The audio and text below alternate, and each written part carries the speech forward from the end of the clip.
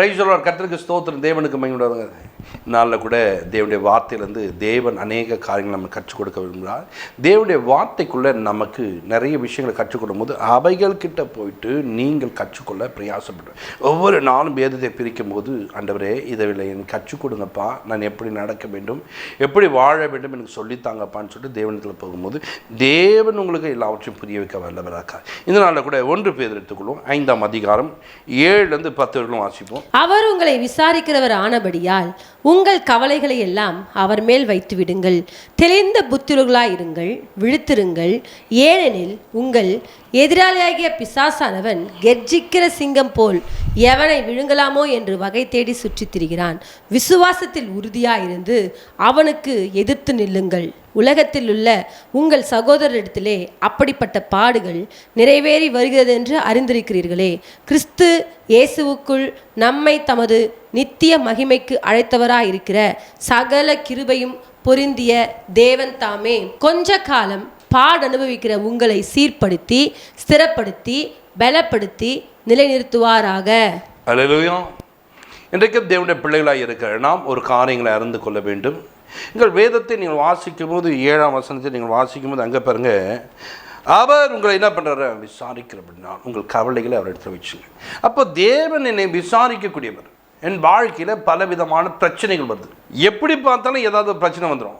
உன் வீட்டில் எல்லாம் நல்லா இருந்தால் சுற்றிலுக்கு வேணால் எதிரியாக மாட்டுவான். சரி, சுற்றுப்புறத்தால் எல்லாம் நமக்கு சம்பந்தம். வீட்டுக்குள்ளே கணவன் மனைவிக்கு ஐக்கியம் நல்லா இருக்காது, பிள்ளைகளோடு ஒரு உறவு நல்லா இருக்காது, ஏதாவது ஒரு பிரச்சனை உங்கள் வீட்டுக்குள்ளே எழுமினே இருக்கும்.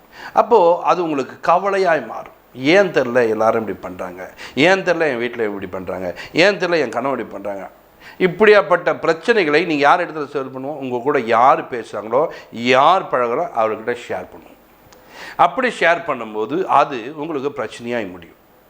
அப்போ கவலைகளை விசாரிக்கக்கூடிய தேவன் ஒருவர் இருக்கிறார் என்பதை வேதம் அழகாக சொல்லுது. உன் கவலையை விசாரிக்கிறதுக்கு ஒரு தெய்வம் இருக்கிறார். அவரிடத்துல நீ சொல்ல வேண்டும்.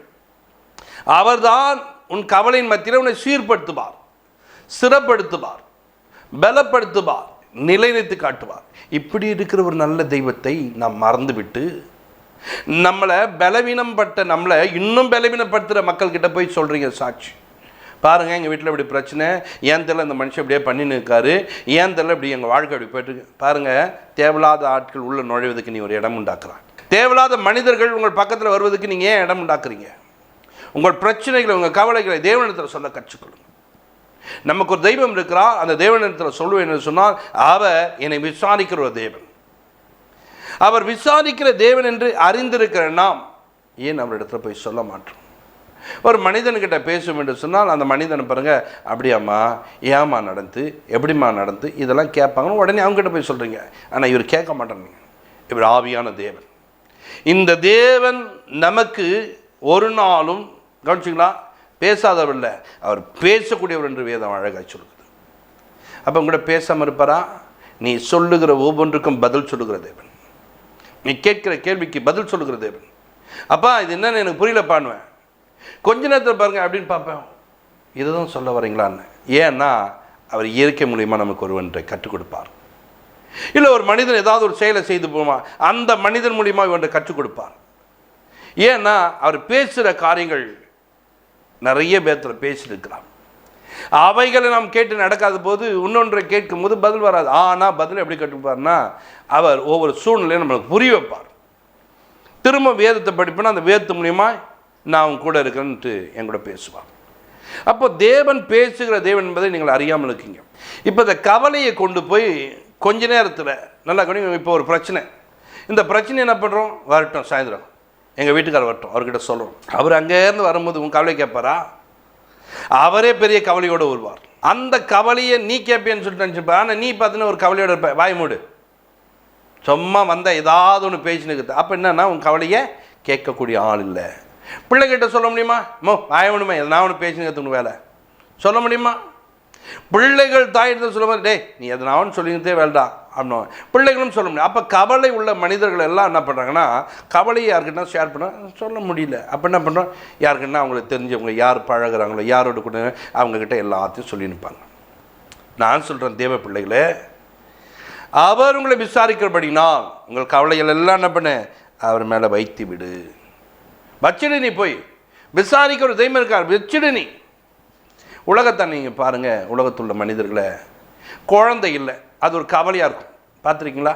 குழந்தை இல்லை, கவலையாக இருக்கும். அந்த உலகத்தார் என்ன பண்ணுவாங்க தெரியுங்களா? நீட்டாக போவோம், தொட்டில் ஒன்று வாங்கிட்டு போயிட்டு மரத்தில் கட்டி விட்டு வந்துடுவான். கொஞ்சம் வலையில் எடுத்துன்னு போயிட்டு கட்டி விட்டான். கவலை என்ன பண்ணிட்டான்? எனக்கு ஒரு கவலை, குழந்தை இல்லை, பிள்ளை இல்லைன்னு உடனே எதுவுமே அதை கட்டி விட்டு வந்துடுவான். வச்சுட்டாங்களா? வச்சுட்டு கொஞ்ச நாளில் அவங்களுக்கு ஒரு அற்புதம் நடக்கும். ஏன்னா நீ செய்ய வேண்டிய நீ யாரோ ஒருத்தன் செஞ்சுன்னு காம்பார். யாரோ ஒரு மனிதன் அதை பயன்படுத்துகிறான். பயன்படுத்த வேண்டிய நீ உன் கவலைகளை தேவன் மேலே வைக்க கற்றுக்கும். எப்போ வைக்கலாம்? கவனிச்சுக்கலாம். ஒரு பிரச்சனை இருந்தால் அந்த பிரச்சனைக்குள்ளே யோபில் பார்த்தீங்கன்னா அவர் நிமிடந்தோறும் விசாரிக்கிறவராம்.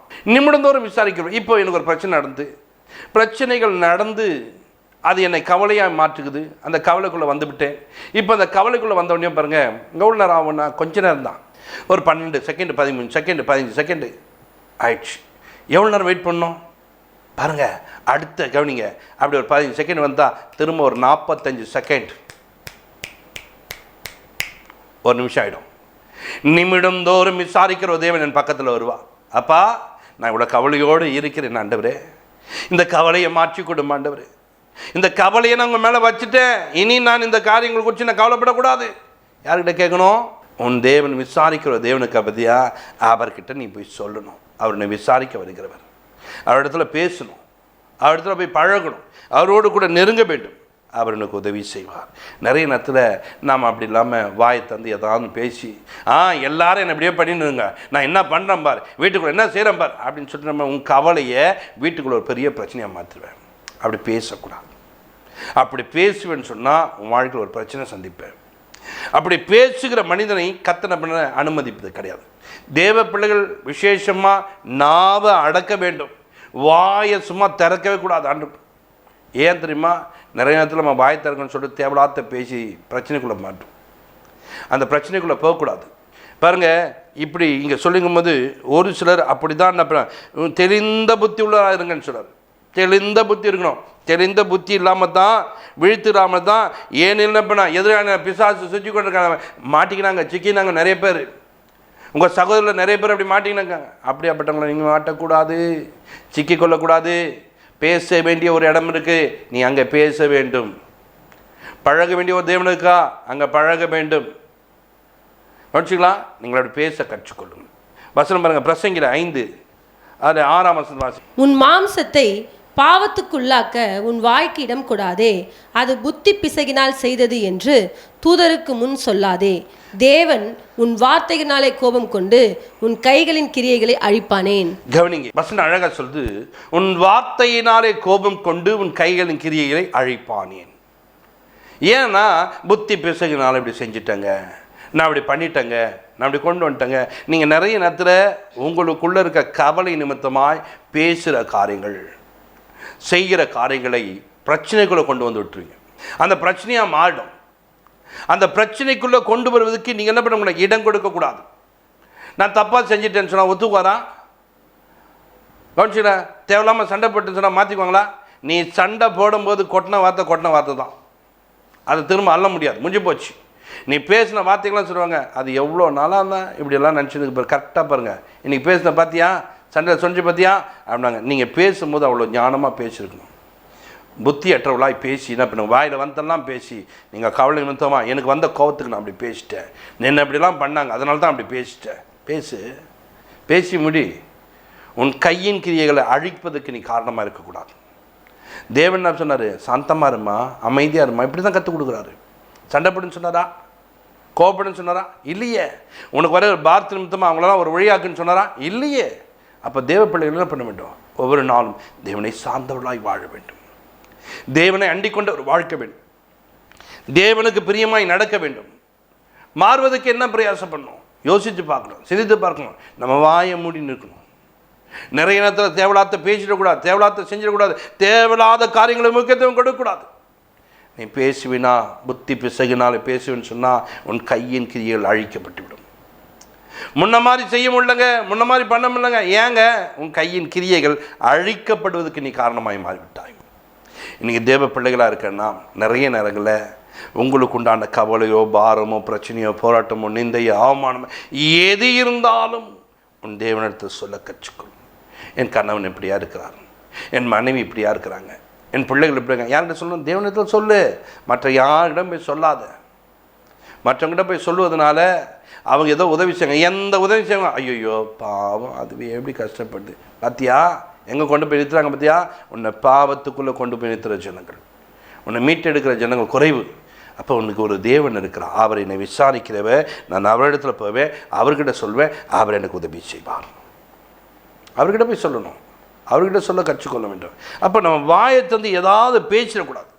சங்கீத புஸ்தகத்தில் பார்த்தீங்கன்னா 141:3 நீங்கள் வாசிக்கும்போது பாருங்க, கர்த்தாவே என் வாய்க்கு காவல் வையும், என் உதடுகளின் வாசலை காத்துக்கொள்ளும். என் வாய்க்கு காவல் வைங்க. யார்கிட்ட கேட்குறா? தேவனிடத்தில் கேட்குறா. என் வாய்க்கு காவல் வைங்கப்பா. நான் பேச மாட்டேன், இனி பேச மாட்டேன்னு பேசின்னு தான் இருப்பேன். நான் இனி உங்ககிட்ட பேசினா பாரு, இனி அப்படி சொல்லிட்டு வந்த நீ அடுத்த நிமிஷம் பேசினே தான் இருப்பேன். அப்போ யார்கிட்ட சொல்லணுமா? கர்த்தாவே என் வாய்க்கு காவல், என் உதடுகளின் வாசல்களை காத்துக்கொள்ளும். தேவையில்லாத நேரத்தில் தேவையில்லாத நான் பேசி தேவனுக்கு விரோதமான மனிதனாக நான் மாறக்கூடாது ஆண்டவரே. நான் தேவனுக்கு விரோதமாய் செய்திடக்கூடாது ஆண்டவரே.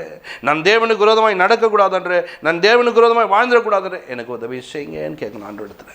கர்த்தர் உதவி செய்வார். தேவன் உதவி செய்கிறது. நிறைய நேரங்களில் உங்கள் வாயிலிருந்து வருகிற வார்த்தை மற்றவர்களை தீட்டுப்படுத்திவிடும். வேதத்தை அழகாக சொல்ல பாருங்க, மனுஷனுக்குள்ள போது எதுவும் என்ன பண்ணாதான்? தீட்டுப்படாதான். மனுஷனுக்குள்ளேருந்து வெளியே வருது பாருங்க, அவைகள் தான் தீட்டுப்படுத்தலாம்.